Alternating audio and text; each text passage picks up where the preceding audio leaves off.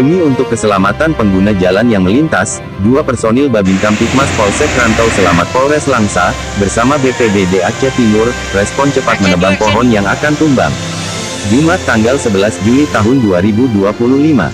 Sementara itu, Kapolres Langsa, AKBP, Nugi Prasetyo Habrianto, SIK, melalui Kapolsek Rantau Selamat Ibtu Arinda mengungkapkan, sinergitas antara Babin Kamtibmas Polsek Rantau Selamat Polres Langsa, dan BPBD Aceh Timur, dalam menebang pohon yang tumbang, di jalan lintas, sangat penting untuk menjaga keamanan dan kelancaran lalu lintas.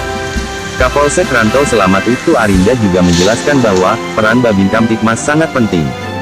Sebagai ujung tombak kepolisian di tingkat desa atau gampong, Babin Kamtibmas memiliki peran penting dalam memantau kondisi wilayah, termasuk potensi bencana seperti pohon tumbang. Lanjut Arinda, ketika terjadi pohon tumbang, Babin Kamtibmas segera memberikan informasi kepada BPBD untuk tindakan lebih lanjut.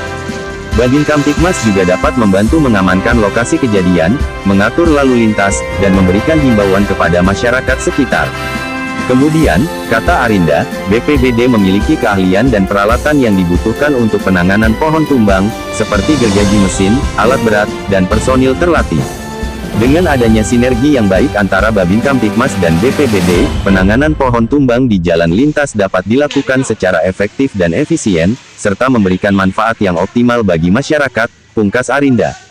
Sehingga info ini kita terbangkan ke udara. Dari Kota Langsa, Abidos melaporkan. Manis dan ketulusan adalah nafas kami.